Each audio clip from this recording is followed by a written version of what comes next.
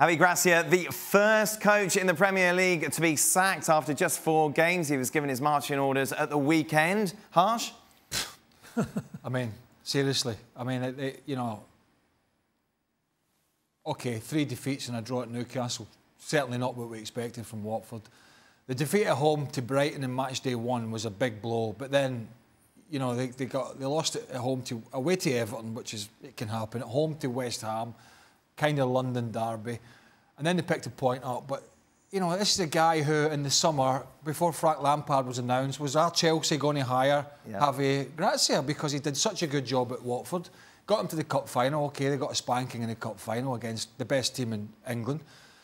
But it's just, I mean, how can you not give the guy a chance to put the bad start to the season right?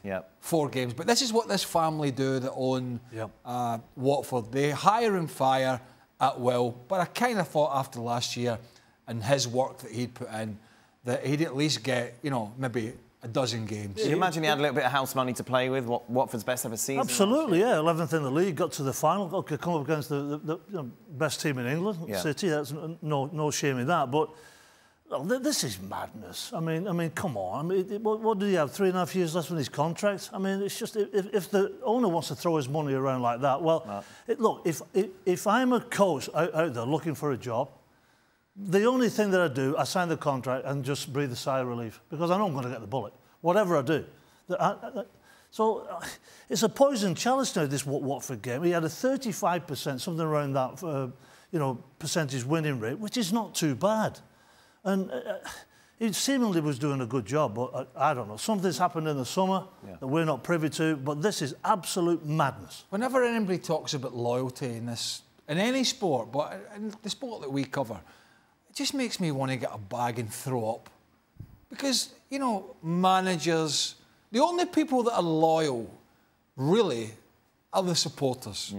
They stay through all the times, thick and thin. They pay the money, they go, they get frustrated, they shout, they cheer, they have good times, they have bad times.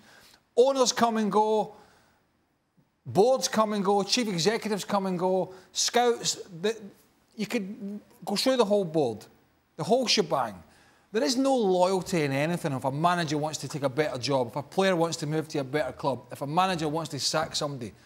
And it's got worse. It's got worse because of money. Right. And that's all it is. But as Paul's right, if you want to go to Watford, get yourself a 3-year deal at least, and then get ready. Rent a house. Don't buy. Don't buy. Just rent a house, do the best you can, and then put the feelers out for another job, because that's how this club operates. Gab, what was your reaction? Well, I think this had been coming. I mean, there were murmurs in the summer. Obviously, they spent a lot of money on Ismail Assar, who hasn't actually played yet.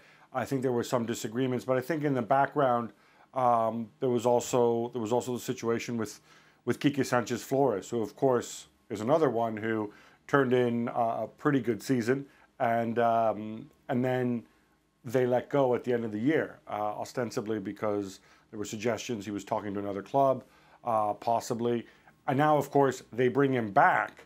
I think this is how Gino Pozzo operates, and you know, to be fair to him, he says the manager isn't the be-all and end-all. He's just there to coach the players.